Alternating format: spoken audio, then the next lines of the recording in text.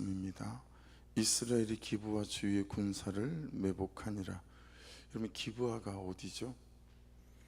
우리가 앞에서 말씀 묵상하에 온 대로 베냐민 사람들이 레위인의 첩을 욕보이고 죽인 그 동네가 기브아이죠. 그러니까 그 기브아 주위에 이스라엘 군사들이 매복했다라고 말씀하고 있습니다. 그러니까 이런 거죠. 죄의 언저리 또는 욕심의 언저리, 그리고 정욕의 언저리나 분노의 언저리, 또 불순종의 언저리, 자기 죄를 보지 못하는 언저리에는 항상 삼킬 자들이 매복한다 라고 하는 것들을 깨달을 수 있습니다. 여러분, 강이든 호수든 바다든 낚시 바늘 끝에 미끼를 매달아서 던지면 물고기들이 주변에 몰려듭니다. 그죠? 그것처럼 우리 욕심이나 정욕이나 불순종과 미움과 자기 죄를 보지 못하는 것은 우리를 향해 던진 사단의 미끼 같은 거다라고 하는 거죠. 우리가 덥석 무는 순간 우리는 사단의 낚시바늘에 걸린 물고기 신세가 될 거죠. 아시죠? 사단의 특기가 두 가지가 있는 거. 하나는 낙서하는 거예요. 막 낙서하는 거죠. 우리의 허물과 연약함을 보고 너는 이러한, 우리가 시골에서 어릴 때 아무 일도 아닌 걸 놀릴 때 동네 벽에다가 낙서했던 기억 많아요. 누구랑 뭐 그렇고 그런 사이래. 낙서, 이게 사단의 아주 특기죠. 그 다음에 하나가 낚시예요. 낚시. 그렇게 이제 유혹하는 거죠. 대부분의 경우 사건이 우리를 삼키는 게 아니고요, 그 사건에 대한 우리의 반응이 우리를 삼키려고 하는 자들의 먹잇감이 되는 경우가 허다하다라고 하는 거죠. 그러니까 여러분, 사건에 집중하면 안 되고 그 사건이 일어날 때 이 하루도 그 사건에 대한 나의 반응이 중요해요. 이게 말씀을 따라 반응하는가에 따라서 일어난 사건은 구속사의 사건이 되기도 하지만, 일어난 사건에 대해서 말씀이 없는, 믿음이 없는 반응은 이제 오히려 삼킴당하는 그런 일들이 될 수 있겠죠.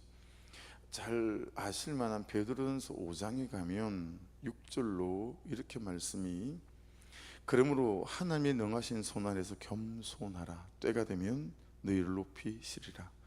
너희 염려를 다 주께 맡기라. 이는 그가 너희를 돌보심이라. 근신하라, 깨어라. 너희 대적마귀가 오는 사자같이 두루다니며 삼킬 자를 찾나니 너희는 믿음을 굳건하게 하여 그를 대적하라. 이는 세상에 있는 너희 형제들도 동일한 고난을 당하는 줄을 알미라.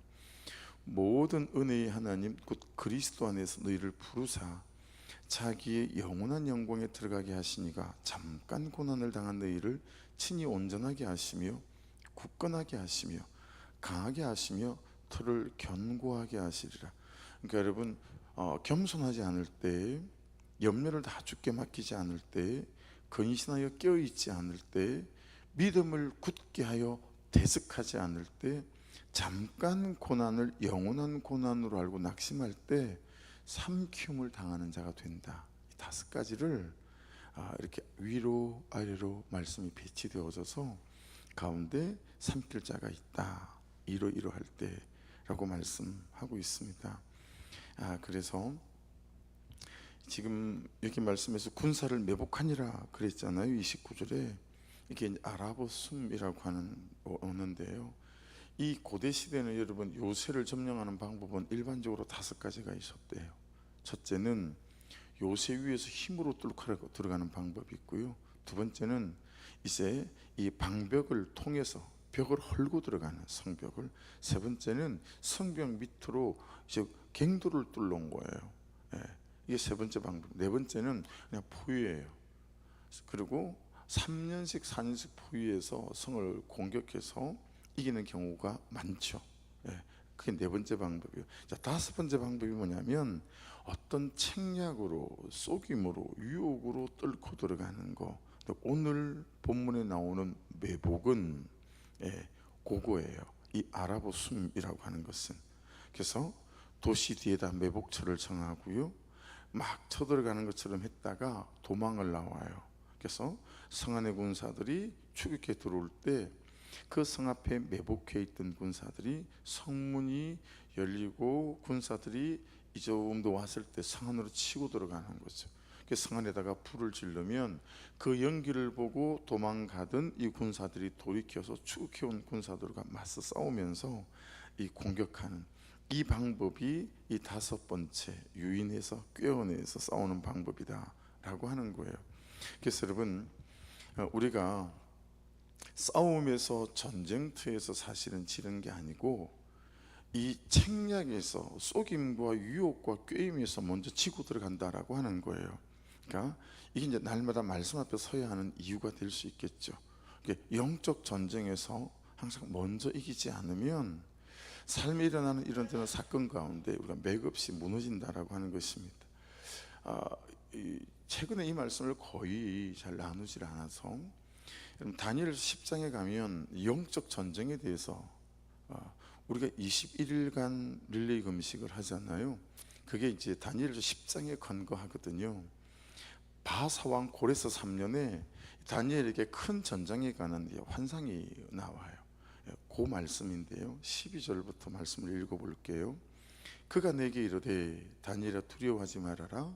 내가 깨달으리 하여 내 하나님 앞에 스스로 겸비하기로 결심하던 첫날부터 내 말이 응답받았으므로 내가 내 말로 말미암아 왔느니라. 그런데 바사왕국의 군주가 21일 동안 이 다니엘에게 하나님의 천사 가브리엘 천사가 오지 못하게 만든 21일 동안 나를 막았으므로, 그래서 다니엘 21일 기도라고 하는 거예요. 내가 거기 바사왕국의 왕들과 함께 머물러 있더니 가장 높은 군주 중 하나인 미가엘이 와서 나를 도와주므로 가브리엘 천사가 왔는데 영적 전쟁으로 막아서는 거예요. 그래서 미가엘 천사가 또 왔어요. 그래서 가브리엘 천사와 합세해서 이 바사 왕국의 이 영적 전쟁, 영적 전쟁을 한 거죠. 이제 내가 마지막 날에 내 백성이 당할 일을 내게 깨닫게 하려 왔노라. 이는 이 환상이 오랜 후의 일임이라 하더라. 여러분, 이게 14절이거든요 이 말씀이 끝나는 21절에 말씀이 이렇게 기록되어 있어요. 오직, 잘 들어보세요, 내가 먼저 진리의 글에 기록된 것으로 내게 보이리라 말씀이죠. 나를 도와서 그들을 대항할 자는 너희 군주 미가엘 뿐이니라. 결국은 여러분, 우리의 삶의 일상에서 우리가 유혹의 언저리나 정욕의 언저리나 이 영적 전쟁의 언저리에서 이 사단의 유혹과 게임과 책략에 넘어 자빠지지 않냐고 이길 수 있는 방법은 진리의 글에 기록된 것으로 내게 보이리라. 이 말씀을 따라 한 걸음을 걷고 하루를 살아가는 그 속에 우리의 승리가 있다라고 하는 것들을 말씀하는 대목인 거죠. 근데 어떻게 하냐면 일반적으로 30절 보십시오. 이스라엘 자손이 셋째 날에 베냐민 자손을 치러 올라가서, 자 밑줄입니다, 전과 같이 기브아에 맞서 전열을 갖추매. 전과 같이. 여러분, 왜 이스라엘 백성들이 전과 같이 베냐민 앞에 전열을 갖추었죠? 이 앞에 싸움에서 어떻게 되어졌어요? 베냐민이 이겨졌거든요. 그걸 이제 이미 밑밥을 깔아놓은 거잖아요. 전과 같이. 자 31절에 가보세요. 31절에 마지막 부분 조금 앞에, 한쪽은 기브아에 돌로 가는 길에서 백성을 쳐서 전과 같이, 그죠? 전과 같이. 자 그 다음에 32절로 가보십시오. 베냐민 자손이 스스로 이르기를 이들이 처음과 같이, 밑줄입니다, 처음과 같이. 그렇죠? 39절로 가볼까요? 39절 그게 가도 보시면 마지막 쯤에 보세요. 이들이 틀림없이 처음 싸움같이 우리에게 패한다 하다가, 처음 싸움같이. 무슨 의미예요? 여러분, 전과 같이, 전과 같이, 처음과 같이, 그냥 여기에 베냐민이 쏟고 살아요. 해오던 대로 사는 거예요. 살아오던 대로 사는 거예요. 여러분, 날마다 말씀으로 생각도 새로워지시고 방법도 새로워지시고 삶의 태도도, 결정과 선택도 새로워질 수 있기를 주의 이름으로 축복합니다. 뭘 기준으로요? 말씀이 말씀하시는 대로. 그렇죠? 근데 해오던 대로 하면 안 된다는 거예요. 살아오던 대로 살면 안 된다는 거예요. 자꾸 되돌아간 삶의 방식으로 살면 안 된다는 거예요. 예. 그래서 그냥 내 상식으로 될 것 같은데 상식으로 덤비고, 내 경험으로 살아도 될 것 같은데 내 경험으로 덤비고, 내 견해대로 해도 될 것 같은데 내 견해와 지식으로 덤비는 거예요. 그렇게 사는 삶 안 된다라고 하는 거예요. 그래서 방금 우리가 읽었던 다니엘서 10장의 말씀처럼, 21절 말씀처럼 진리의 글에 기록된 것으로 내게 보이리라. 날마다 우리의 삶에 인도하심은 이 말씀이 우리의 길이 되어지고 방식과 방향과 방법이 되어져야 된다. 여러분, 만일에 이스라엘 백성들도 그랬고 베냐민도 그랬다면 이 사사기가 21장에 끝나는데 20절부터, 그렇죠? 여러분, 이건 어떤 의미라고 했어요? 하나님이 끌고 가시고자 하는 방향은 그들이 말씀에 붙어 있었다면 분수령적인 회개라고 하는 방향으로 그들이 갔을 거예요. 근데 그러지 않는 거예요. 전과 같이, 처음과 같이, 뭐 이런 거죠. 그냥 해오던 대로 살아오던 대로 가는 거예요. 가는 거예요. 그러니까 여러분, 항상 조심하셔야 돼요. 아이들에게 무슨 일이 일어났을 때, 남편에게 무슨 일이 일어났을 때, 아내에게 무슨 일이 일어났을 때, 우리 가정사에 무슨 일이 일어났을 때 항상 내 경험이 가만 안 있어요. 경험이 툭 튀어나오죠. 경험이 그 순간부터 나를 주장해요. 내 견해가 툭 튀어나와서 내 생각과 판단들을, 결정들을 막 주장하죠.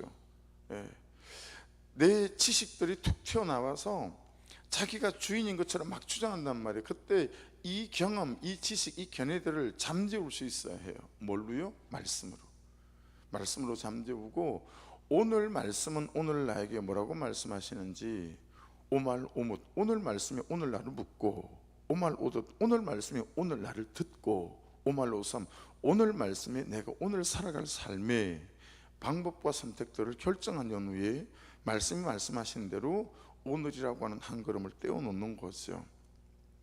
이게 이기는 삶의 방식이다라고 하는 거죠. 그래서 여러분, 31절에도 보세요. 베냐민 자손이 나와서 백성을 맞더니 꾀임에 빠져 성읍을 떠났더라. 그들이 큰 길 곧 한쪽은 베들로 올라가는 길이요 한쪽은 기브아에 둘러 가는 길에서 백성을 쳐서 전과 같이, 밑줄을 그어 놓으셨죠. 이스라엘 사람 30명 가락을 죽이기 시작하며, 앞싸움처럼 또한 30명 이스라엘 백성을, 군사들을 죽이고 나니까 여지없이 이번에도 우리가 이기겠거니 한 거죠. 그렇죠? 그러니까 게임에 빠져라고 되어 있잖아요. 여러분, 이게 나타크예요. 도망하는 척하는 유인책이죠. 도망하는 척하는 유인책. 근데 여러분, 이 게임에 빠져 나타크, 도망하는 척 유인하는 유인책인데, 여러분, 이 나타크의 본래적 의미가 뭐냐면, 기억해 놓거나 적어 놓으십시오. 끊어진 또는 끊어지지 않은, 한 단어가 정반대의 의미를 갖고 있어요. 이 나타크, 게임에 빠져가 무슨 뜻이냐면, 원어의 의미가 끊어진 또는 끊어지지 않은 이란 뜻을 갖고 있어요. 그러니까 이런 거예요. 하나님에게서, 말씀에게서, 은혜에게서 끊어진 사람은 게임에 빠지고, 끊어지지 않은 사람은 게임에 빠지지 않는다라는 거예요. 그게 이 나타크, 게임에 빠져, 이 단어의 의미가 되었습니다. 여러분, 게임에 빠진 사람들이 하는 일이 뭐예요? 성읍을 떠나는 거예요. 게임에 빠져 성읍을 떠나잖아요. 이 유혹에 빠지면 성읍을 떠나는 거예요. 나의 역할과 나의 부르심과 나의 보내심의 사명의 자리. 그래서 30절에 이어서 또 등장하는 치명적인 함정, 전과 같이. 이것 가지고 싸우는 거 아니에요? 우리가 왜 이렇게 여러분 말씀을 따라가고 구속사의 복음을 따라가는 게 어렵죠? 전에 우리가 어떻게 살았어요? 나는 그보다 옳도다 이렇게 살았잖아요. 야, 내가 옳아 너보다. 근데 여러분, 지금 말씀을 따라가며 전과 같이 안 살고 말씀을 따라 사니까 유다의 고백처럼 우리가 어떤 고백을 하죠? 창세기 38장 나오는 말씀처럼 그는 나보다 옳도다. 자기 며느리 다말에 대해서 유다, 시아버지 유다가 그렇게 고백하는 거예요. 이 삶의 방식을 전과 같이 살지 않고 말씀으로 산다는 게 얼마나 어려운지 우리가 정말 피부로 느끼고 있지 않아요? 그렇죠? 여러분, 이제 어제 제가 여러분에게 짐을 하나 더 얹어드렸죠. 내 죄만 보고 가겠습니다. 오직 살아계신 하나님만 보고 가겠습니다. 저 남편이 언제 바뀔지 모르겠으나, 저 자식이, 저 딸이 언제 돌아올지 모르겠으나, 하나님, 제가 그냥 그들에게 나무라 하지 아니하고 내가 살아계신 하나님만 바라보며 가고, 그리고 내 죄만 보고 가겠습니다. 그렇게 그들을 받아내고 섬기겠습니다. 이것도 보고 왔는데, 여러분, 그 앞에다가 따지지 않고 라는 토시를 하나 더 붙여놨으니, 그죠? 따지지 않고. 여러분, 이걸 제가 적용해 보니까 이게 정말 만만치 않은 정도가 아니라 너무 어려운 거예요. 왜냐하면 내 견해로 생각할 때 내가 옳거든요. 아니, 길 가는 사람 10,000명을 세워놓고 보세요, 내가 옳아요, 그가 옳아요. 근데 다 내가 옳다고 말할 수밖에 없는 상황임에도 불구하고 말씀은 우리에게 따지지 않고 네 죄만 보고 가고 살아계신 하나님만 보고 가, 그렇게 받아내고 섬겨. 그러면 하나님의 때에, 앞에 우리가 말씀, 베드로전서 말씀도 그 말씀이잖아요. 어떻게 한다고요?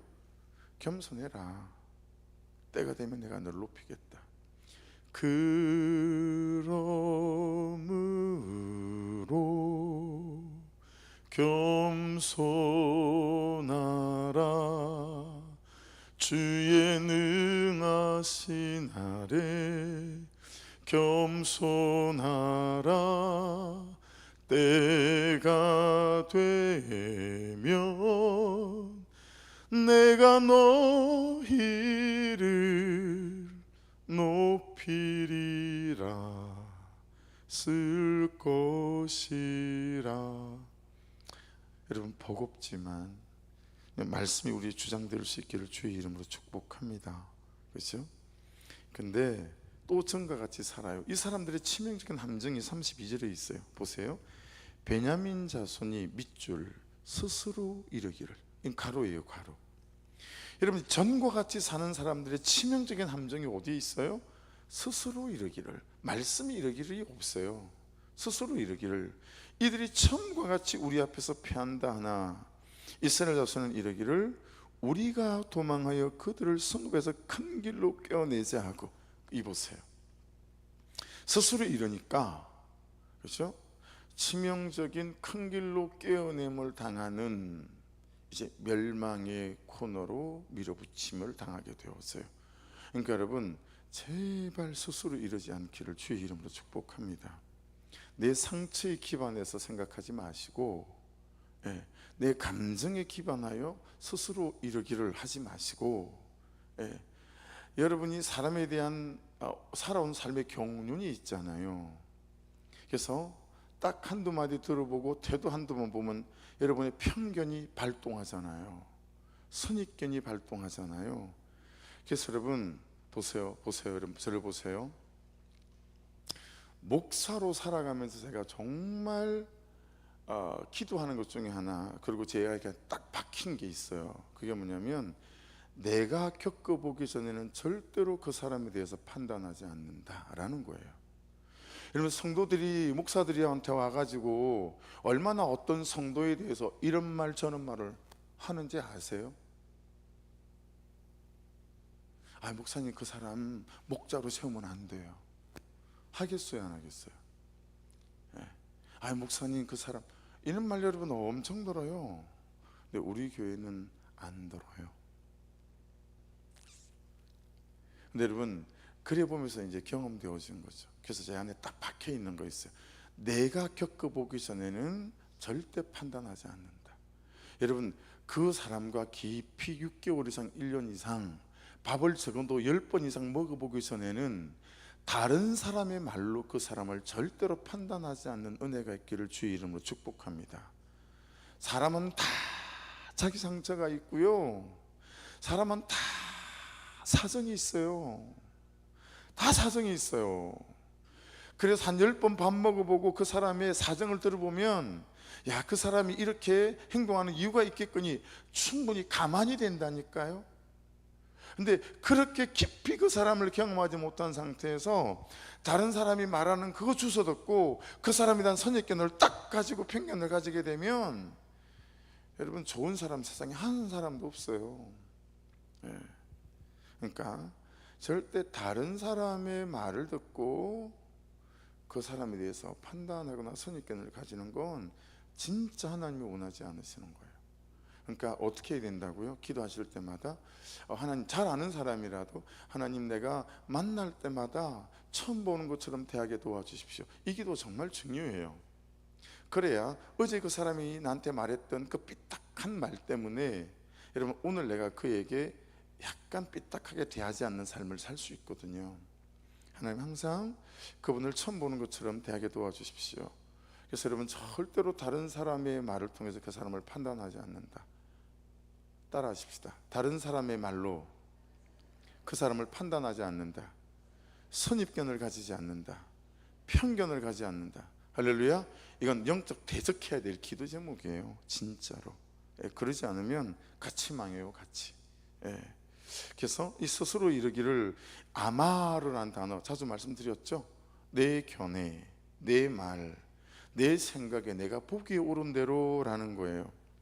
그러니까 여러분, 제가 목사로 망해온 게 있다면 제 인생을 망치고 이 목회를 망쳐온 게 있는데요, 많죠. 제 재패가 많으니까. 근데 그 중에 하나가 뭐냐면, 제가 설교할 때마다 여전히 오늘도 앞에다가 말씀을 묵상할 때 쓰는 거, 하나님의 말씀이 하나님의 말씀으로 베풀어지는 곳에 하나님이 역사하신다. 이걸 몰랐더라는 거예요. 그래가지고 주제넘게 제가 말씀의 요리사가 되어서 가지고 말씀을 무슨 내가 만드는 요리인 것처럼, 말씀을 무슨 내가 만드는 요리의 양념종으로 생각해 가지고요, 닭도리탕 만들면서 소금 좀 덜 넣었다가 뭐 넣었다가 고추를 넣었다가 뺐다가 하는 것처럼, 여러분, 내가 말씀을 가지고 요리 만드는 것처럼 넣었다 뺐다를 했다라는 거예요. 하고 말고. 왜냐하면 눈치가 있잖아요, 목사가. 성도들 보는 눈치가. 그러니까 이게 좀 부담되겠다 싶으면 살짝 칼질을 해요. 이거 들으면 기분 나빠하겠는데 살짝 빼요.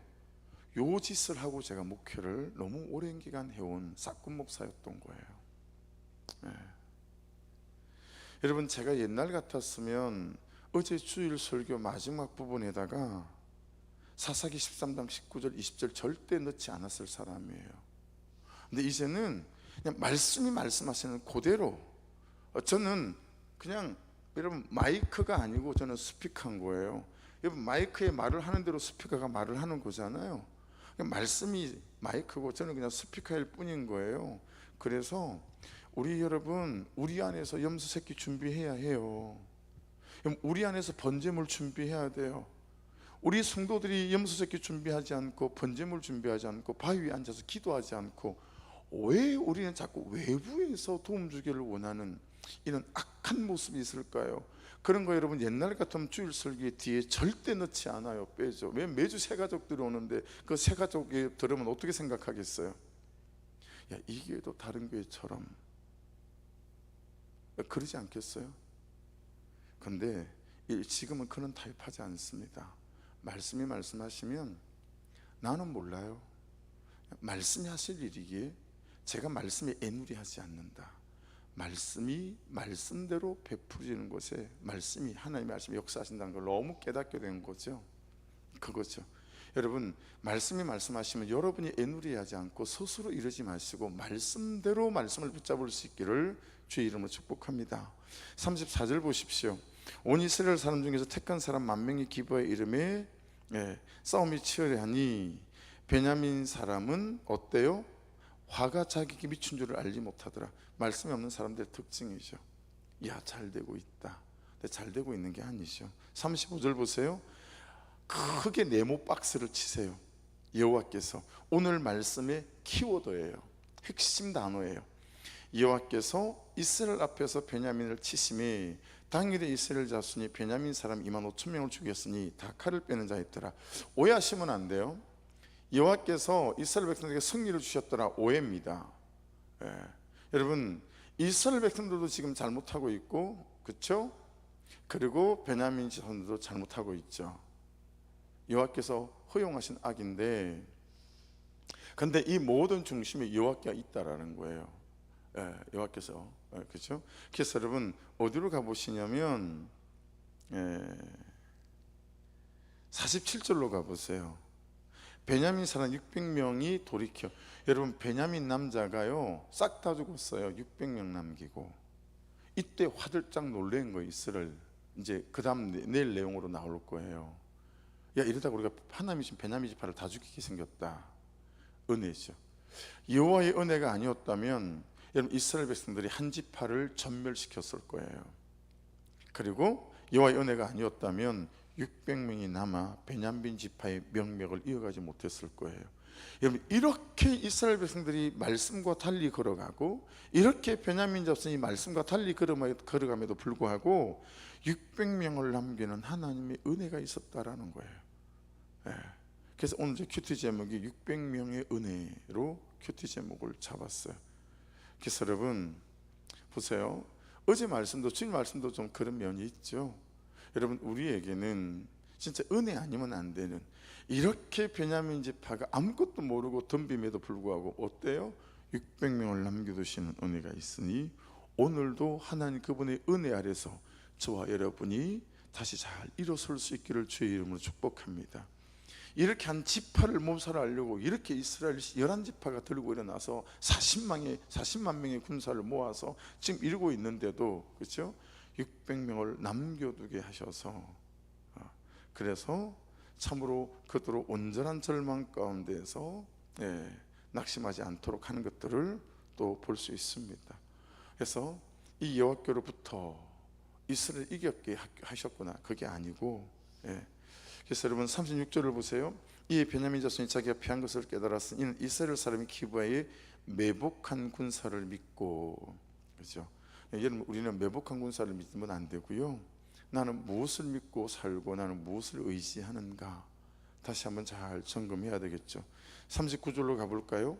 이스라엘 사람은 싸우다가 물러가고 베냐민 사람은 이스라엘 사람 30명 가량을 쳐 죽이기를 시작하며 이르기를 이들이 틀림없이 처음 싸움같이 우리에게 패한다 하다가, 아까 밑줄 그으셨죠.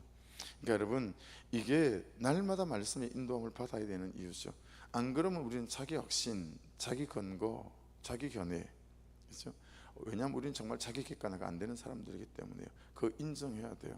그래서 여러분, 중고등부 수련회하면서 애들한테 이렇게 말하니까 너무 애들이 잘 알아듣고 먹히더라고요. 야, 에덴 동산에서 아담 하와가 선악과를 따먹은 게 뭐라고? 하나님께 대하여 독립을 선포한 거예요 라고 대답했어요. 그럼 하나님께 대하여 독립을 선포한 건 무슨 의미였지? 이제 첫 시간에 가르치고 두 번째 시간에 그랬더니 세인이가 대답을 했어요. 우리는 하나님 없어도 행복할 수 있어요. 맞아. 하나님 없어도 행복할 수 있어요. 야, 그게 뭐라고? 그랬더니 누가 대답을 했더라? 다나가 대답을 했어요. 죄요. 그럼 죄가 뭐라고? 그랬더니 우리 예찬이가 대답을 했어요. 똥이요. 제가 그 원죄, 그 죄성을 똥이라고 표현을 했더니 애들이 너무 잘 알아듣는 거예요. 항상 우리에게는 그 똥, 죄성이 여기에 있어. 이게 뭐가 들어가도 우리는 똥 냄새가 나는 거야. 그러니 매일 말씀 앞에 예수의 보혈로 우리를 씻어내지 않으면 우리는 언제라도 다시 예수님을 배신할 수 있는 사람이 되는 거야. 이게 통하더라고요, 아이들에게. 그러니까 여러분, 날마다 말씀으로 우리를 깨끗하게 하지 않으면 우리는 금방 자기 확신과, 그죠? 자기 객관화가 안 돼요. 그렇게 살아갈 수밖에 없는 사람들이다 라고 하는 것들을 다시 말씀 안에서 깨닫게 되었습니다. 자, 그러면서 여러분 참 보세요. 이게 우리가 우리의 삶에서 사단을 이기고 현실을 이기며 이렇게 되어져야 되는데, 반대로 43절 보세요. 제일 마지막에 그들이 베냐민 사람을 에워싸고 기브아 동쪽까지 추격하며 그 쉬는 곳에서 짓밟았대요. 한숨 돌렸다. 이제 안 쫓아오겠지? 그러는데 다 전멸했어요. 자, 그 다음에 45절 보세요. 그들이 몸을 돌려 광야로 도망하였으나 림몬바위에 이르는 경길에서 이스라엘이 또 5천 명을 가로 이삭 줍듯 하고 추풍낙엽처럼 쓰러지는 거예요. 여러분, 우리가 현실에 대하여, 죄에 대하여 이렇게 이기는 사람들 될 수 있기를 주의 이름으로 축복합니다. 근데 우리는 맨날 죄에게, 유혹에게 그들이 와서 그냥 심심풀이 땅콩으로 이삭 줍듯이 그냥 주워갈 수밖에 없는 너무 나약한 존재로, 믿음으로 우리가 서 있다라고 하는 거예요. 사단이 와서 우리 현실이 이삭 줍듯이 우리를 주워가는 거예요. 힘이 하나도 안 든 거예요. 힘이 하나도 안 들어요. 나 정도 주워가는 정도는 이삭 줍듯이 하나도 힘이 들지 않아요. 애를 쓰지 않아도 되는 거예요. 그렇게 우리를 주워간다라는 거예요. 그만치 우리가 영적으로 무장되어 있지 않고 은혜로 무장되어 있지 않다라고 하는 거죠. 여러분, 이 베냐민 자손이 그랬다는 거예요. 혹시 우리가 지금 이 현실에 이삭 줍듯이 그렇게 두려움의 염려에 여러분 잡혀 있지 않은지 돌아봐야 될 일들이겠죠. 참 은혜로 47절에 보시면 베냐민 사람 600명이 돌이켜 광야로 도망하여 리몬바에 이르러 거기서 넉 달 동안 지냈더라. 이 600명이 살아남게 되어진 은혜를 입게 됩니다. 그 와중에도 하나님의 은혜로 남긴 자들, 아무리 그래도 우리는 하나님께서 남긴 은혜가 있는 백성입니다. 할렐루야. 그러므로 하나님 그분의 본심은, 어제 우리 설교 제목처럼 그분의 본심은 우리를 망하게 하려고 망하게 하는 게 아니라 우리를 살리려고 망하게 하시는 줄로 믿습니다. 그게 하나님의 본심이기 때문에 어떤 와중에도 우리를 향한 하나님 그분의 은혜는 남아있다. 그래서 다시 시작하라고. 할렐루야. 하나님 은혜로 남겨주신 것을 찾고 거기서 다시 시작하라고. 우리 600명을 남겨주시는 그 은혜가 오늘 또 여러분의 가정과 삶에 충만할 수 있기를, 우리 공동체, 우리 교회를 지켜줄 수 있기를 주의 이름으로 말씀을 빌어 축복합니다. 기도하겠습니다. 말씀 붙잡고 오늘도 기도해야 될, 항상 말씀을 붙잡고 기도하셔야 됩니다. 말씀을 붙잡고 600명이라고 하는 거, 그죠? 또 전과 같이라고 하는 거 그렇게 붙잡고 기도하시고, 감사 기도 제목, 오늘도 여러분들이 써서 올리시는 것 같은데 이렇게 하시고, 세아 수술을 위해서 기도해 주시고, 수빈자매 위해서 기도해 주시고, 그리고 오늘 금식하시는 분들 위해서 기도해 주시고, 그리고 우리 전교인 가족 수양회 위해서 또 기도해 주십시오. 그래서 하나님 큰 은혜가 있게 도와주시고, 또 온 성도가 정말 가족이 되어지고, 또 토요일은 가족 기도회를 통해서 참 남편과 아내, 부모와 자식 간에 회복이 있는 은혜도 허락해 주시고, 그렇게 남편들의 마음, 자녀들의 마음 움직이게 하여 주셔서 아버지 함께 일정과 삶들이 좀 조정되어져서 온 성도가 가족 수양에 함께 동참하고 피해 도망가거나 숨는 사람들 생기지 않는 은혜가 있도록 또 간섭해 달라고 우리 주여 한번 부르고 같이 기도 시작하십시다. 주여. 하나님